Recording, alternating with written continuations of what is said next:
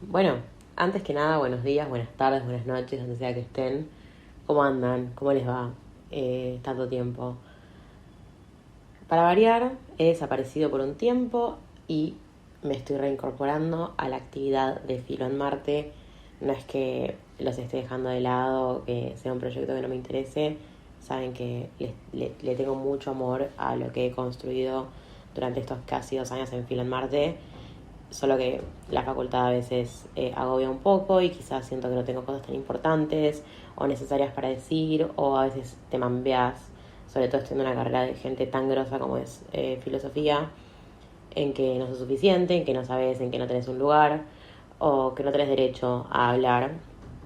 Eh, pero bueno, este es un caso especial, distinto, y que la verdad me interesa mucho plantear, por lo menos en este espacio.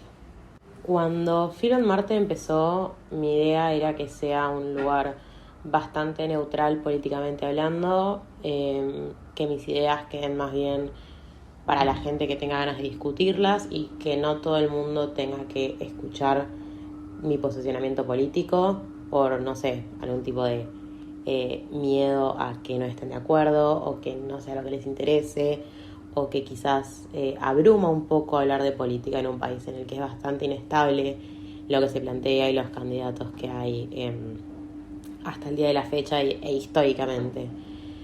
Pero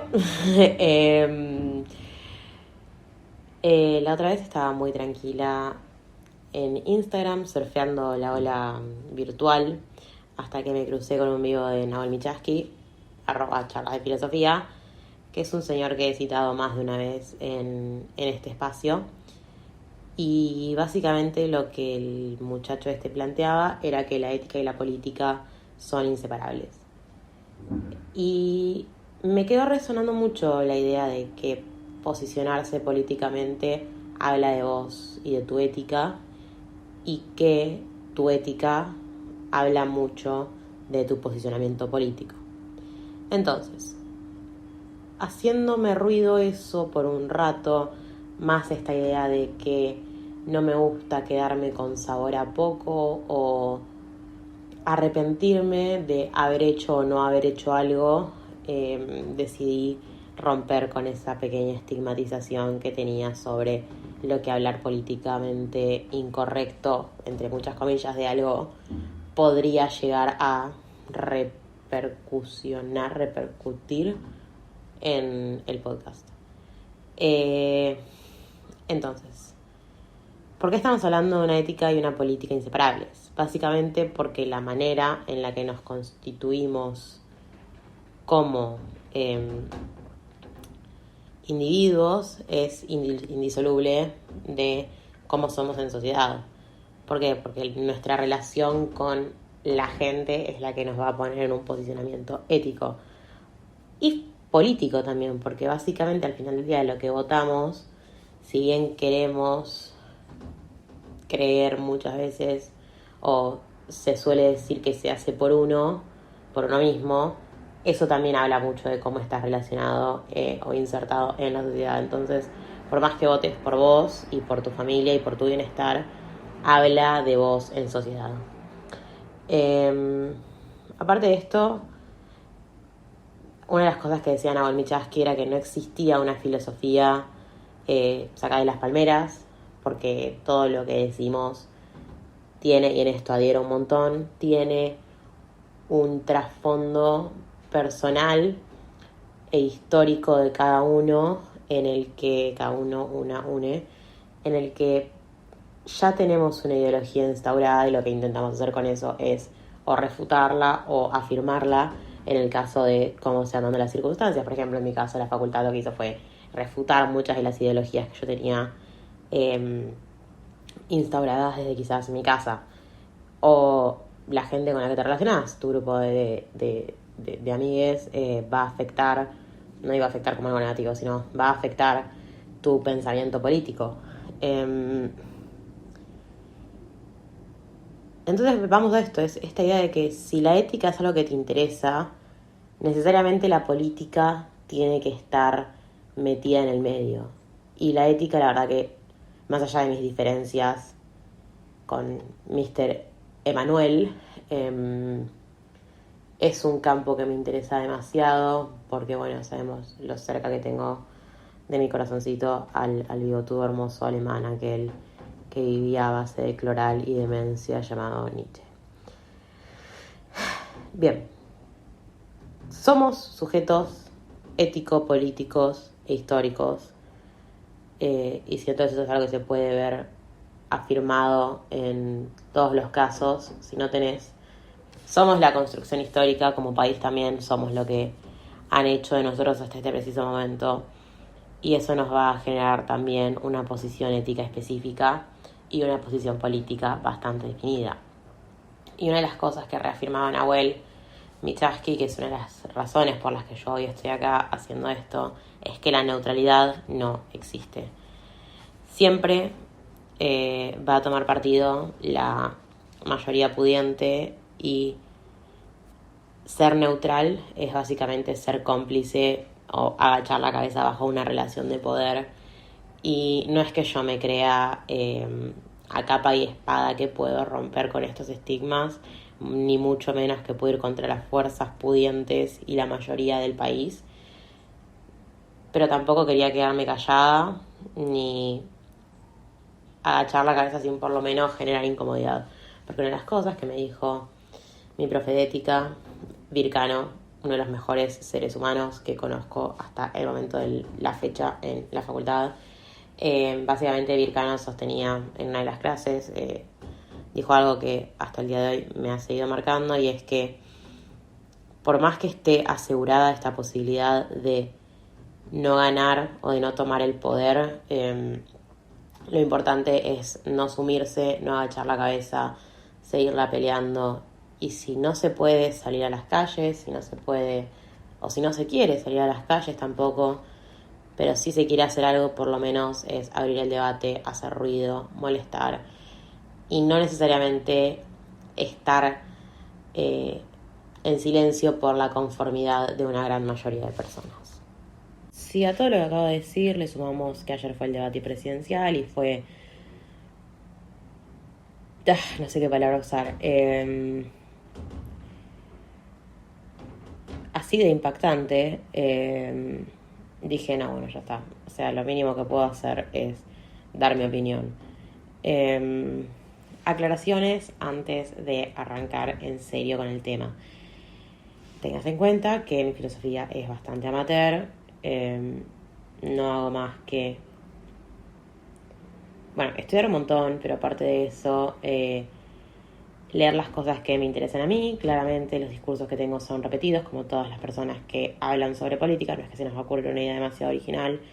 Ya todo está dicho, o por la oposición o por el partido al que adherimos. Entonces no me vengan a correr con este discurso de que todo lo que estoy diciendo son discursos repetidos, porque los que ustedes tienen también.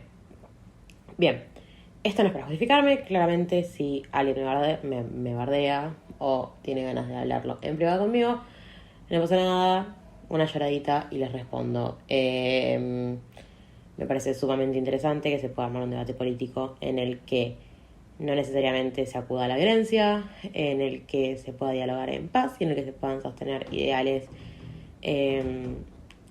medianamente firmes, ¿no? Quiero aclarar también que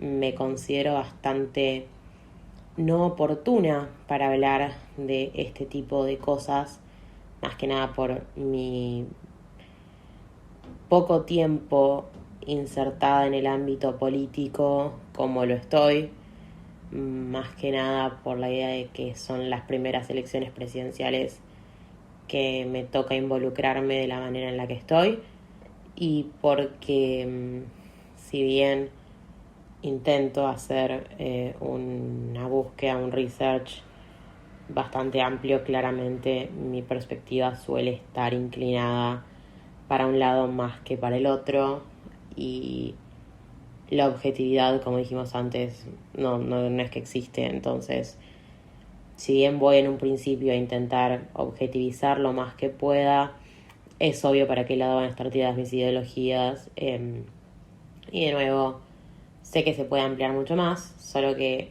en este momento no es que tenga los saberes, pero no me quería callar, no quería echar la cabeza y tenía ganas de romper los huevos, porque me encanta romper los huevos básicamente, y porque si han escuchado alguna otra bitácora mía sabrán que no hay cosa que me guste más que incomodar a la gente, que hacerlos pensar, y que, como por ejemplo en Masacre Infantil, darse cuenta de que su vida no tiene otro sentido más que el de culiarse a su madre. Habiendo dicho esto, comencemos con el relato. Bien, primero quiero, así muy al grosso modo, dar una opinión de lo que fue el debate de ayer. Me impactó de manera excesivamente negativa argumentos como los de Javier Milei, por ejemplo, diciendo en televisión pública y nacional que no fueron 30.000, que fue una guerra, no un terrorismo de Estado, tirando un número como 8.000 personas, o sea, nada, llamando a la Miriam Bregman comunismo, y que el comunismo se llevó no sé cuántas personas cargadas, escucharla a Patricia Bullrich y verla a Patricia Bullrich con la cara de dura tomatetra que tiene, fue excesivamente gracioso.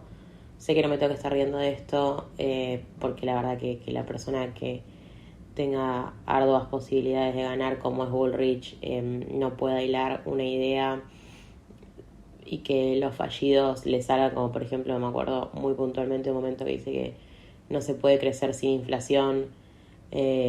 Nada, creo que el inconsciente un poco la delató, o no sé. Bueno, a Javier Milei se lo veía muy coacheado, o sea, era impresionante haberlo visto tan tranquilo, se notaba en algún momento igual que se le zafaba la cadena. Entonces era un poco divertido verlo al muchacho, era como, flaco, afeitate las patillas pues ya son demasiadamente feas. Sé que demasiadamente no es una palabra, me gusta inventar palabras, no sé cuánta gente me está escuchando por primera vez, pero bueno, aclaro por las dudas. También hablo rápido a veces, es como, nada, imagínense paréntesis cuando hablo rápido.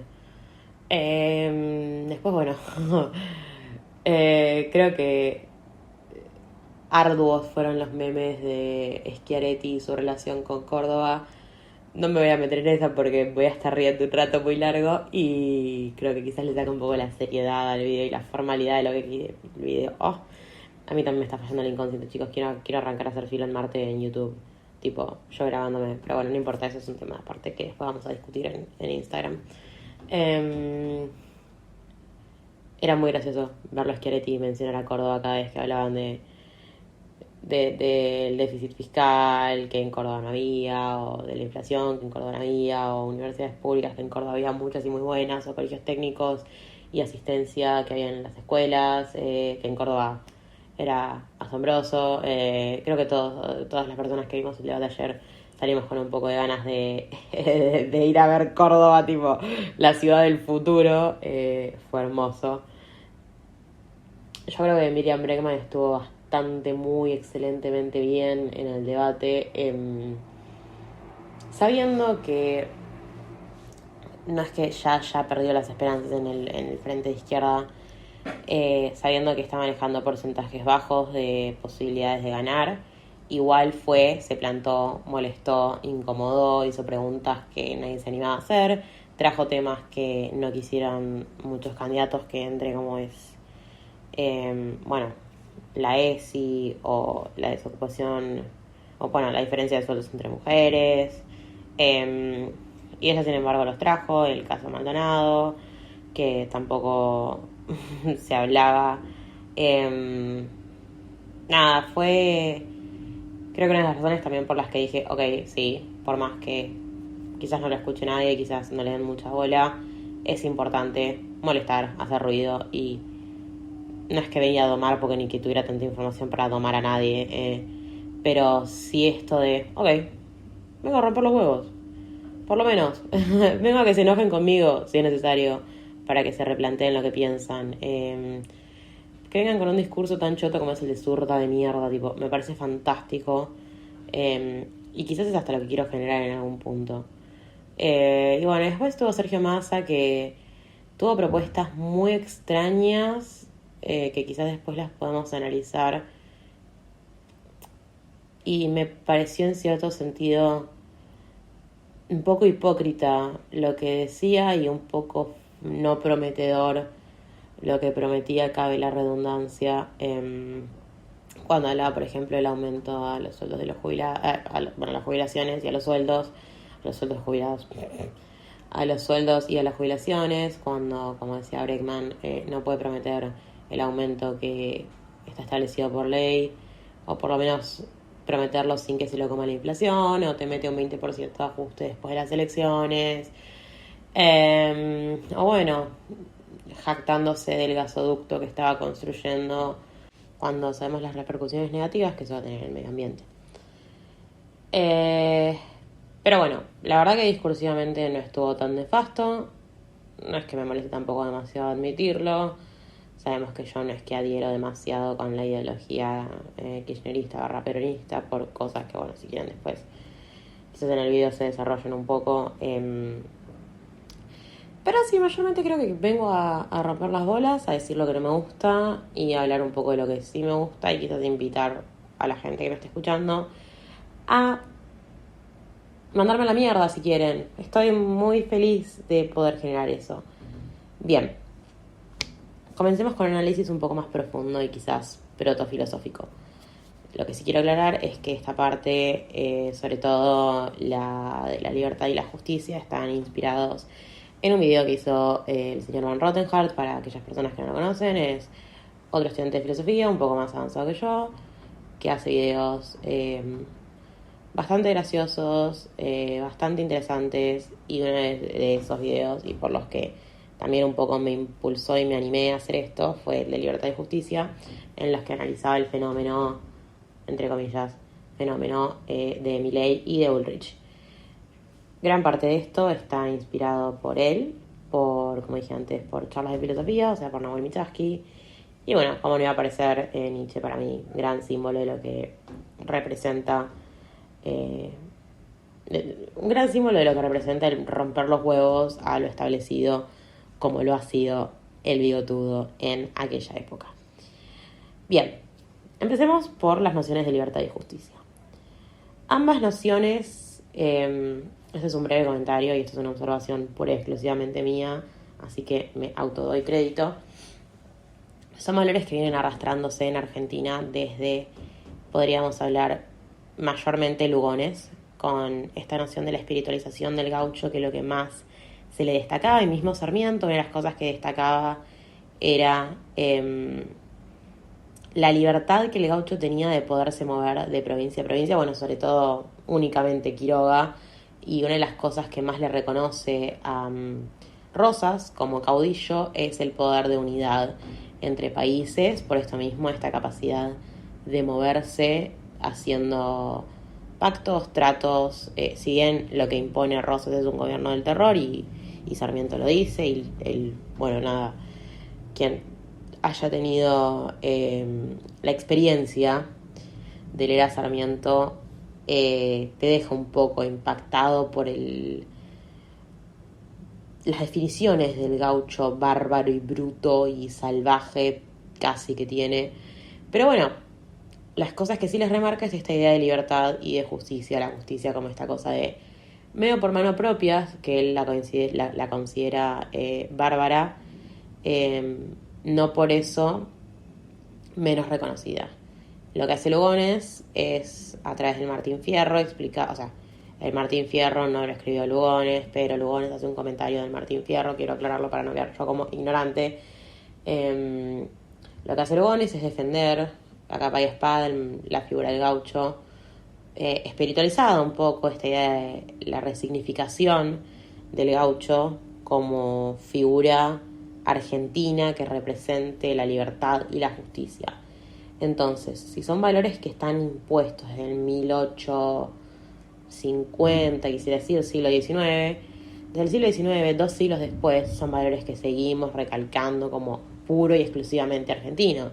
¿Por qué? Porque si la figura del gaucho es aquella figura que va a representar a la Argentina hasta hoy en día en el mundo entero, y el gaucho es entendido como aquella expresión máxima de libertad y justicia, me parece bastante entendible porque los valores de los que más se aferran los políticos son de estos dos.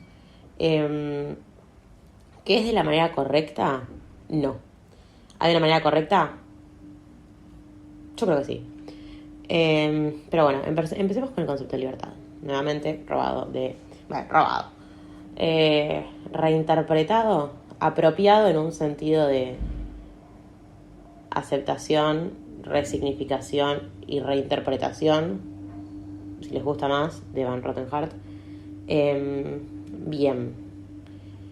Un poco lo que propone, la gran propuesta de Milei, aparte de la dolarización, que no vamos a hablar de eso porque es absolutamente ridículo. Si en algún momento les trae un amigo ecuatoriano en el que su país está dolarizado y nos puede contar cómo salió eso.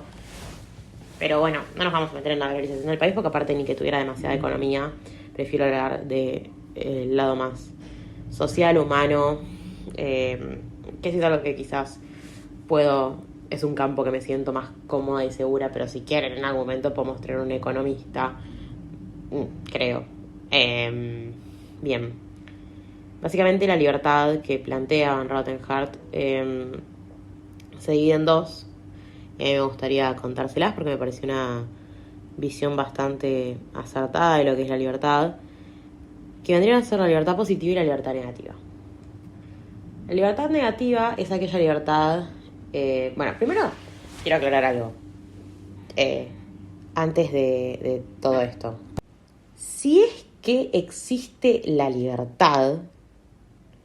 Bien, eso es algo que quiero aclarar porque me gusta mucho decir que la libertad es un poco un dios a matar.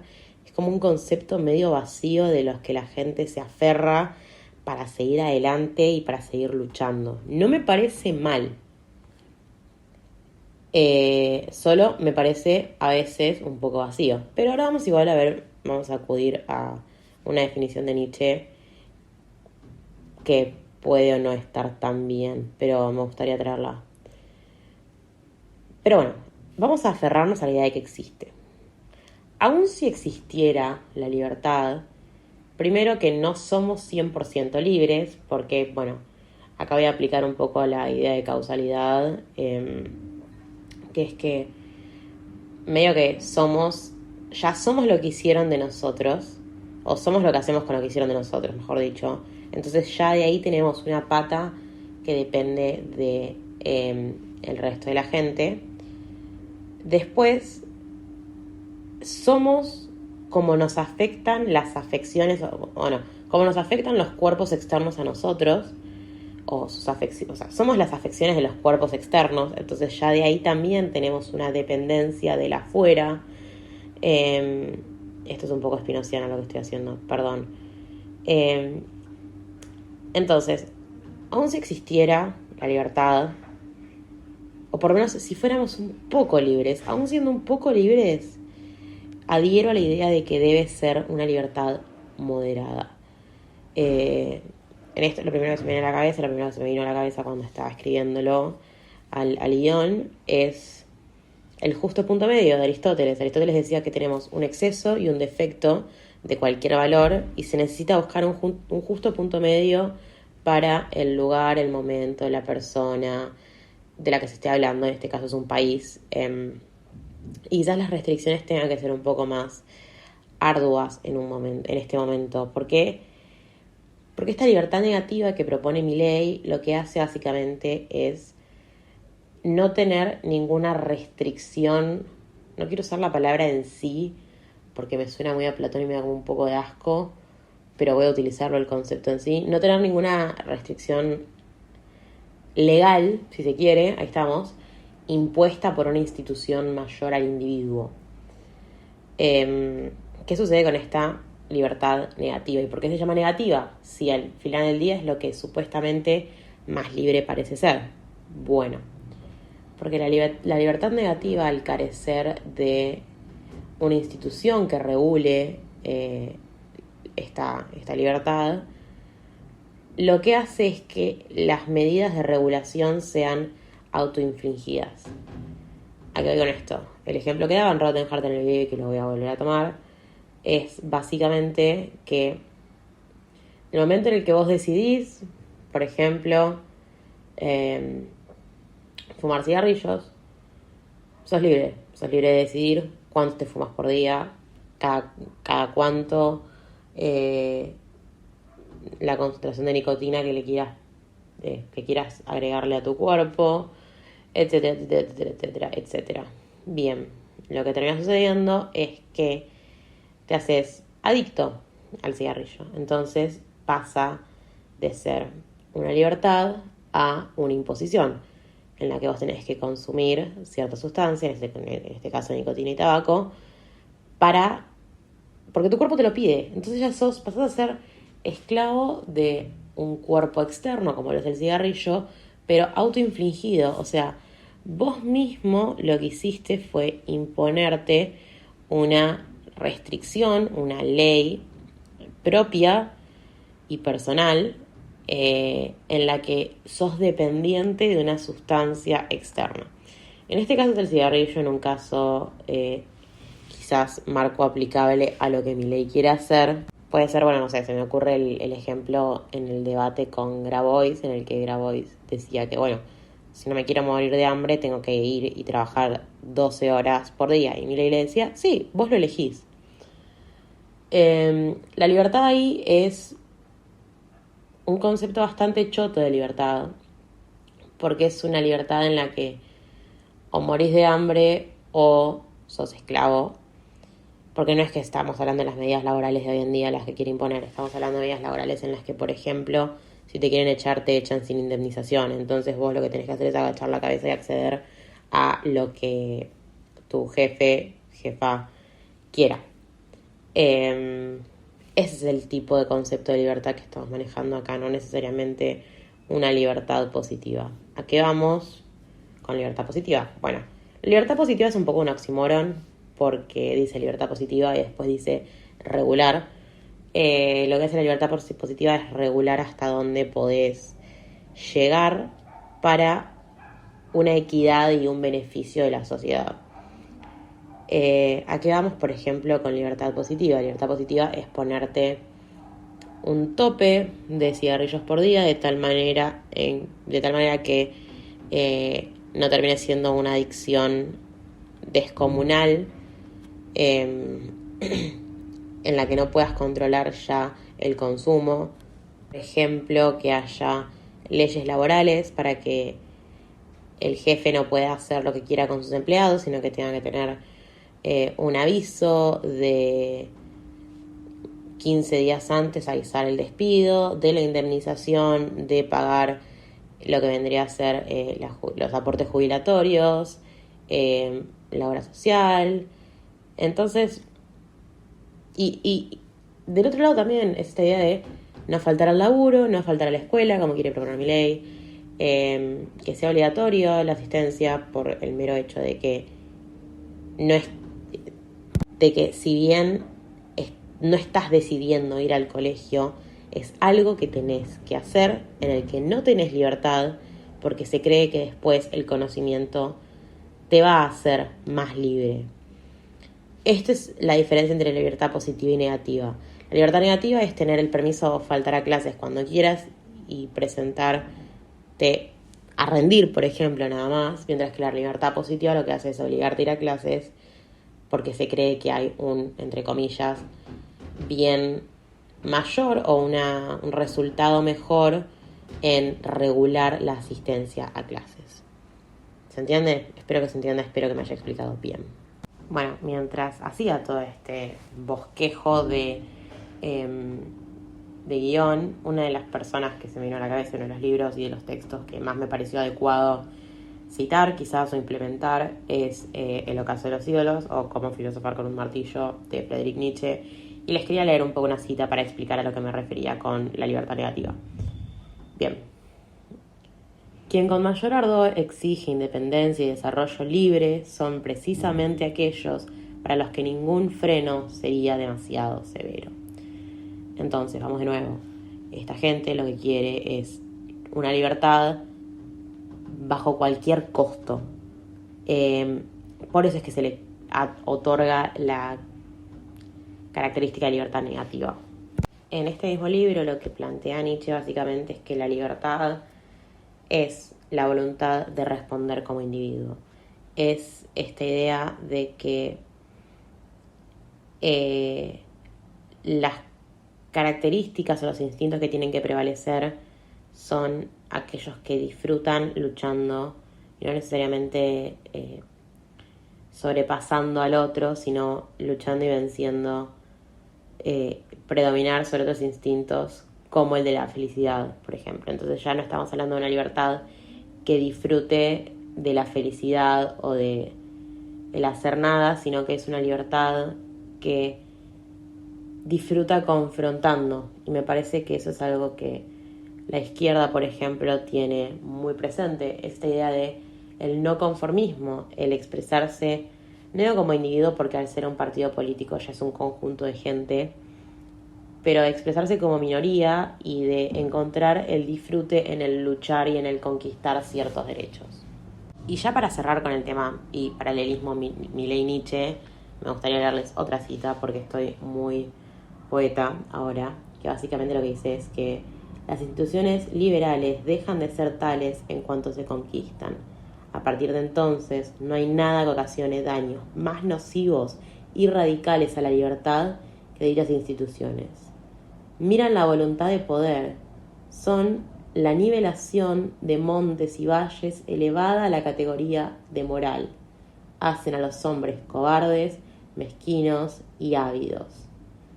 El liberalismo equivale a convertir al hombre en un animal gregario.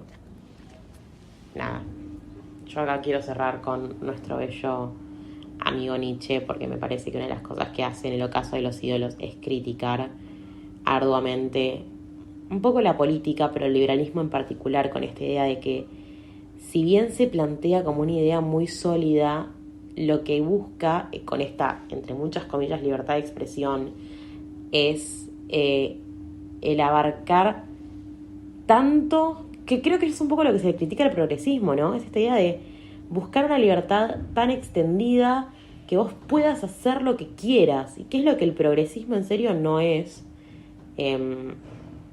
sino que son más bien ideologías liberales. Pero bueno, ya nos estamos metiendo en otro territorio.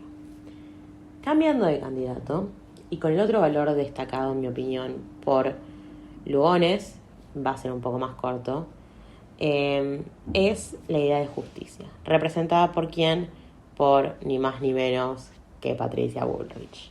Bien, ¿qué pasa con Patricia Bullrich y su idea de justicia? La justicia que plantea Patricia Bullrich es una justicia levemente sesgada. ¿Por qué? Empecemos por la idea de lo justo. Ya partimos de una premisa totalmente nefasta, que es la idea de que hay algo justo. ¿Por qué? También vamos a parafrasear un poco a Van Rottenhart. Si lo justo es lo que se tenía, hay que preguntarse cómo se obtuvo. Y ahí es cuando todo arranca a hacer un poco de ruido. Lo justo no es lo que se tiene, lo justo no es lo que le corresponde a cada uno, lo justo es la repartija equivalente entre los distintos ciudadanos sin ningún tipo de sesgo de preferencia o de antepasado o de privilegio de ganancia que tengan. En pensamiento argentino y latinoamericano, una de las cosas que se ve es la conquista del desierto, entre muchas otras cosas, que básicamente lo que se hizo ahí fue comprar tierras. Bueno, las tierras eran del Estado y se vendían a precios descomunales, o en su diferencia se sorteaban. Las partes de la Pampa, por ejemplo, que estaban pobladas de bárbaros, como diría Sarmiento, pero eran tierras que eran del Estado, entonces el Estado le ponía el precio que quería. Y así fue como las familias más adineradas se pudieron instalar mayormente en el sur.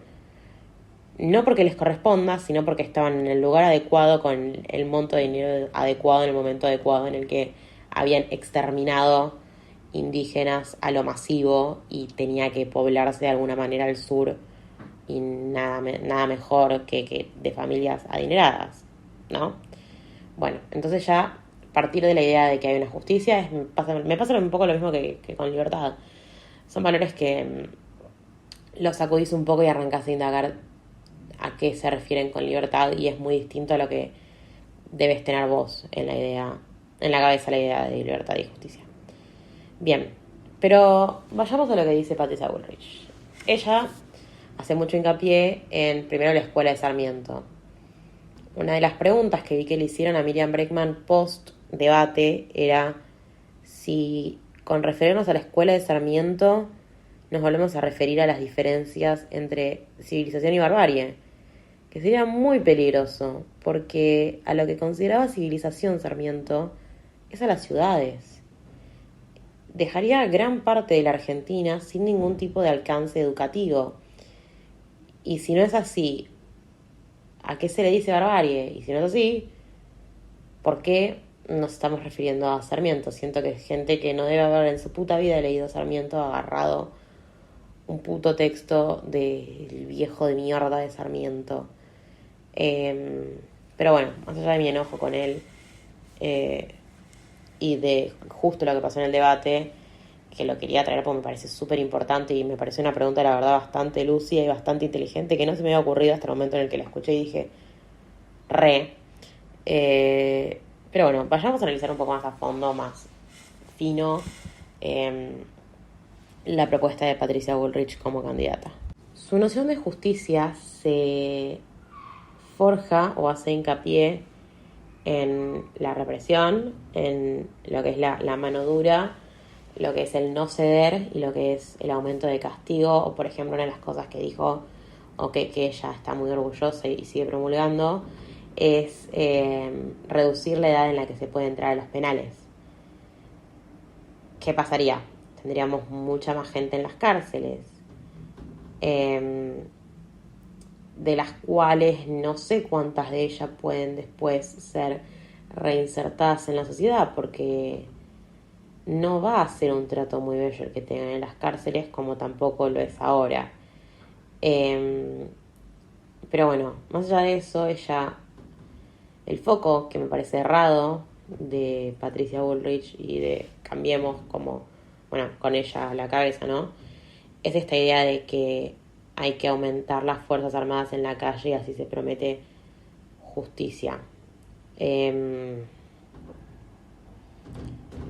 gustaría aclarar para las personas que piensen así que la delincuencia no disminuye porque haya un castigo mayor o porque haya mayores dificultades al momento de cometer como un robo, por ejemplo. Me gustaría decirles a las personas que piensan votar a Patricia Bullrich que entiendan que los más pibes, más chicos vayan en cana, que se los pueda cagar a palos en las calles, que puedan tener una taser todos los policías o que estén autorizados a disparar sin ningún tipo de avance, no va a solucionar la injusticia, no va a solucionar la inseguridad. Lo único que va a hacer es aumentar la cantidad de muertos, aumentar la cantidad de gente en las cárceles, y eso va a disminuir, si les importa por ese lado la ganancia del Estado, eso va a disminuir mucho lo que el Estado puede poner en el sistema de salud, por ejemplo, o el sistema de educación, que para mí, o bueno, alguna idea de llevarle comida a la gente que la necesita, cosa de que dejen de chorear. Porque lo que se plantea con este sistema de justicia es atacar a lo que es el síntoma, que es, bueno, la gente que roba y el momento en el que se roba. No es atacar la enfermedad, que es el preguntarse en serio por qué roban, porque la verdad que yo no estoy muy afín con esta idea de que la gente chorea porque está al pedo, porque es fácil o porque no quieren laburar. Me parece que se pueden hacer bastante mierda arriesgándose a chorear. Y si bien, a ver, no estoy acá romantizando que te roben, o sea, es una paja que te afanen, no hay nada o sea, ahí es cuando decís, la concha de mi madre, o sea, ¿por qué me está pasando esto a mí? te da bronca, te da impotencia y tenés ganas de, pero hasta vos rajarte un tiro. Pero creo que sacando el momento de impotencia masiva que te da cuando te afanan, porque aparte es un momento en el que te sentís muy desprotegido, muy frágil y muy vulnerable, porque te das cuenta que no tenés ningún tipo de autoridad o de nada, de sentido de pertenencia. O sea, siento que te falta un poco ese sentido de pertenencia, de decir, boludo, hasta lo mío puede no ser mío.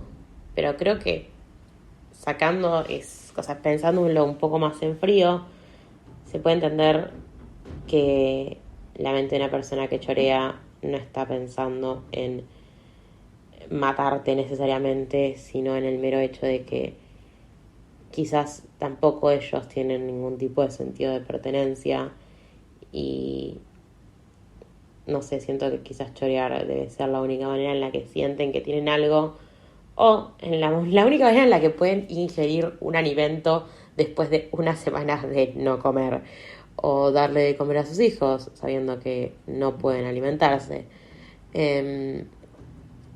Entonces, yo creo que si vos sos una persona que afana, lo que haces es cagarla a palos, no es que va a aprender porque no tiene que robar, porque así siento que todas las personas que estén en lo que vendría a ser la educación, saben que un pibe no aprende si lo cagas a palos.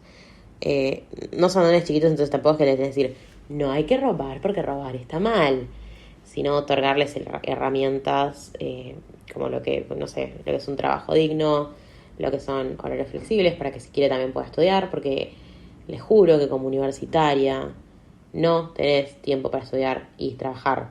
O sea, no hay una forma en la que yo pueda estar haciendo la cantidad de materias que estoy haciendo, que son 3. Y a su vez, laburar. Son inconmensurables la cantidad de personas que conozco que han tenido que dejar 1 o 2 materias porque no podían laburar y necesitaban comer. Entonces, con condiciones laborales dignas, con salarios decentes, no como lo están haciendo ahora, con quizás mismo la facultad, se pueden extender un poco más los horarios de facultad, o puede haber más oferta horaria. Esto lo digo yo como estudiante de Puan, que los horarios son paupérrimos, nefastos y bastante chotos. Se le puede dar una posibilidad en la que pueda buscar un laburo digno para que su hijo, por ejemplo, pueda asistir a un colegio en vez de salir a chorear o en vez de salir a cartonear, porque se lo merecen. No porque hayan hecho nada extraordinario, como ninguno de nosotros lo hizo, sino porque nosotros tenemos el derecho de poder estudiar y poder no laburar y tenemos la bendición de, no sé, Jebús, el universo, el karma, qué sé yo, boludo. No, el karma ni siquiera, porque no es que hice nada, o sea, solo nací acomodada. Pero yo, por ejemplo, tengo la bendición de poder no laburar y estudiar, que mis viejos me banquen y que mis viejos me apoyen y que siempre tenga un plato de comida caliente en mi casa. Y hay mucha gente que no puede salir de eso, que la única opción que tiene es salir a chorear.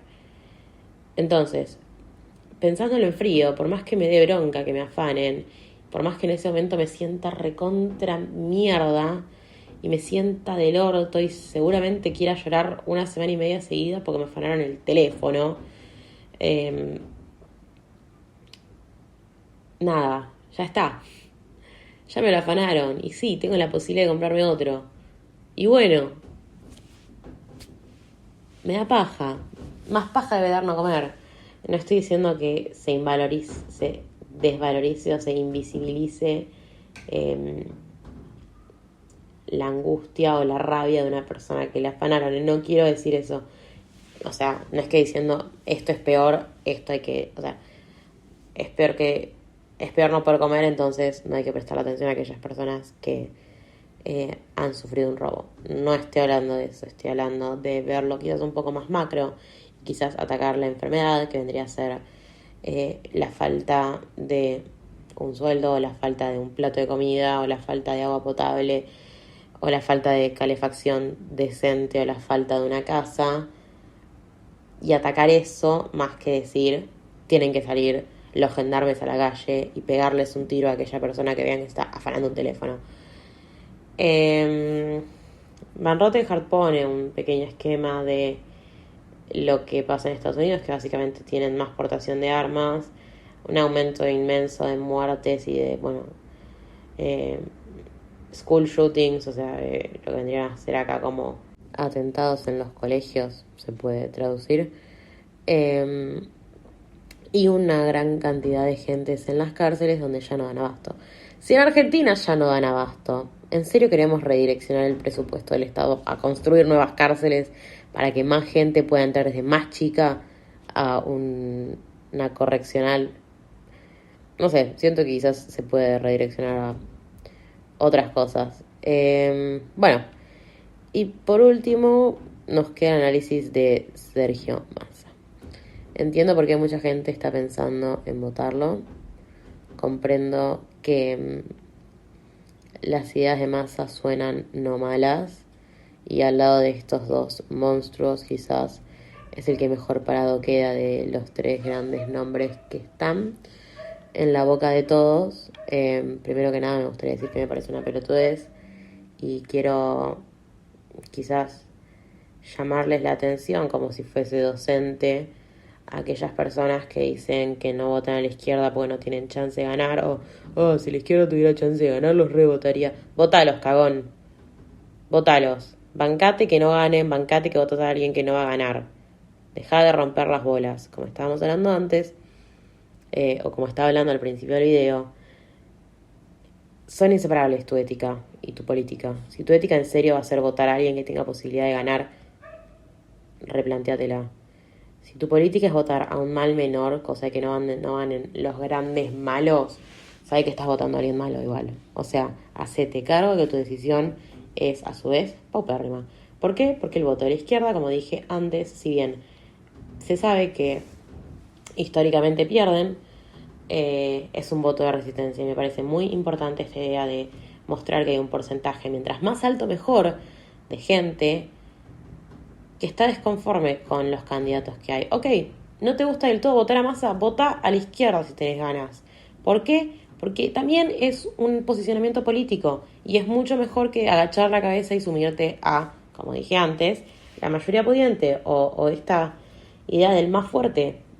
Es un voto un poco de, no quiero decir rebeldía porque me siento muy adolescente diciendo rebeldía, pero de disconformidad en su gran mayoría el voto de la izquierda. Es votar a algo que decís, ¿sabes qué? No me gusta nada lo que está pasando en el país. No estoy de acuerdo con las ideas, no estoy de acuerdo con las tres grandes caras que están mencionándose. Hay una opción, y ese es el de la izquierda. Bueno, nada, no importa. Ya la mencioné antes, la idea del gasoducto de Massa, la idea del apoyo a conformar un gobierno, la idea de conformar un gobierno con Morales invitado para formar parte, la falta de apoyo que se vio desde este gobierno hacia las luchas en Jujuy, ahora la petrolera que quieren poner en Puerto Madryn, todo está no bien. Pasa que no se habla de eso. El acuerdo con el FMI, el ajuste a los jubilados, el ajuste del 20% que se hizo después de las elecciones, lo quiero volver a traer. Bueno, ni hablar de lo que son los valores del dólar.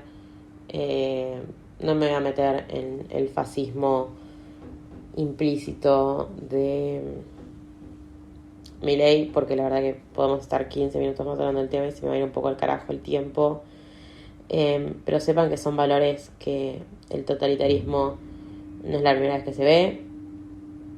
Se ha visto en gobiernos anteriores, como lo ha sido, por ejemplo, el de Juan Domingo Perón, y sí me voy a bancar el hate. Y si quieren probar algo nuevo, y con esto quiero cerrar, porque no me voy a disponer a hablar mucho más de Massa, la verdad, sepan que si quieren votar algo en serio que demuestre que no estén conformes, la opción de la izquierda siempre está. Eso es lo que quiero traer, eso es lo que voy a recalcar. Espero mucho de acá de las elecciones.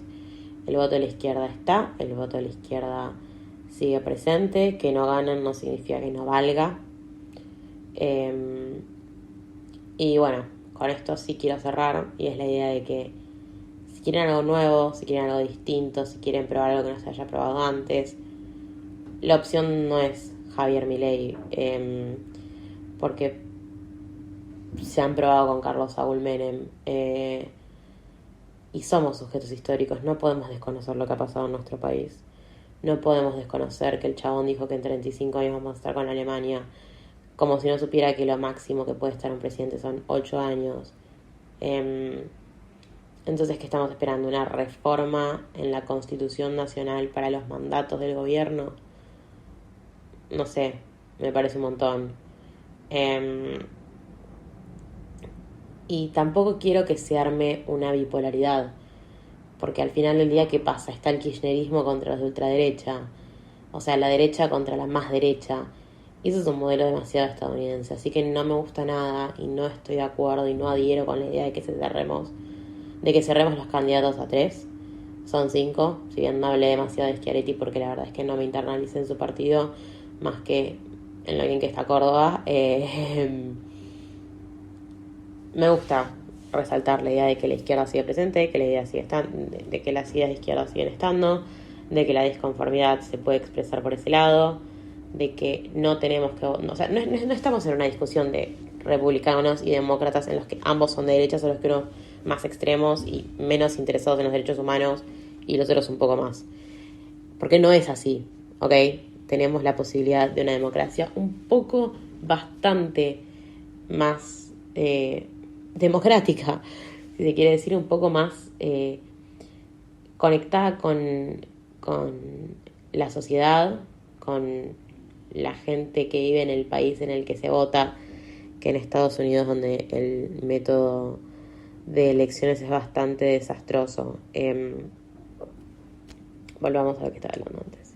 Si quieren probar ideas nuevas, si quieren probar lo que no se ha probado, si están cansadas de la gente que está en el gobierno, las ideas que en serio nunca se probaron son las de izquierda. El país está yendo al carajo igual.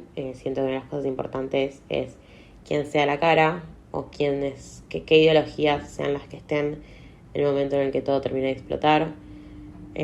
Porque soy fiel defensora de que el capitalismo junto con Dios nacieron para morir y solo estamos esperando que implosionen en sí mismos. Y bueno, nada, creo que queda un poco claro cuál es mi punto de vista sobre la política. Si tienen alguna queja, reclamo, opinión, bardo, me pueden seguir tanto en Instagram como en Spotify como en YouTube. Estoy como Filosofía en Marte. Prometo contestar sus mensajes. Esperamos que con la mejor de las ondas, porque una de las cosas que me dice una de mis mejores amigas es que lo peor que se le puede hacer a alguien que no está de acuerdo con vos es decirle que es un pelotudo, que es un cegado de mierda. Sobre todo hablo con la gente que lucha porque sus familiares, por sus amigues no voten a Milei. Escúchenlos, debátanles, pregúntenles por qué es lo que les gusta, qué es lo que no les gusta, qué es lo que les llama la atención de Milei, de sus propuestas. Intentar explicarle de la mejor manera posible, no invalidándolos, no diciéndoles que son unos pelotudos, no diciéndoles que son unos ignorantes, porque ahí lo que hacemos nada más es que se junten y que sean cada vez más fuertes, más internos, más estrechos entre ellos, y no es lo que se busca, porque después terminamos como con el peronismo 70 años después de que asumió el poder, hablando de él y desconociendo que mismo él fue el que dijo que no había peronismo sin Perón o que los montoneros no eran peronistas. Entonces, no busquemos que se siga hablando de Milei dentro de 70 años. Intentemos apaciguar un poco lo que es este gran fenómeno, charlando, discutiendo, generando incomodidades, preguntando, buscando lo que gusta, lo que no gusta, explicando nuestros puntos de vista distintos a los de Milei y buscando que sí hay un grupo de la población que no está de acuerdo con eso y que se puede votar a la izquierda sin ningún tipo de vergüenza o de arrepentimiento en eso, y de que si, por más que no estén de acuerdo 100% con las ideas de izquierda, todo bien. No sé si alguien está 100% de acuerdo con todas las ideas de todos los partidos, de todas las personas, y me parece lo más sano del mundo, que igual representa un espacio de revolución, de incomodidad, de desconformidad y sobre todo de ruido. Y eso es lo que más me gusta a mí, por lo que más adhiero yo. Así que, bueno, nada. Nos vemos cuando nos veamos. Volveré cuando vuelva. Y espero que les haya gustado mucho el video. Que tengan una no tan pacífica época de elecciones. Que se animen a debatir, que se animen a hablar. Que les haya servido quizás para hacer un poco de interiorización sobre lo que opinan.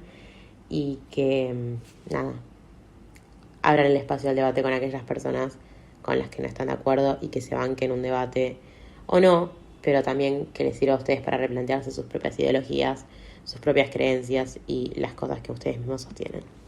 Muchas gracias por haber llegado hasta aquí y bueno, volveré cuando vuelva, nos veremos cuando nos veamos. Les mando un beso enorme.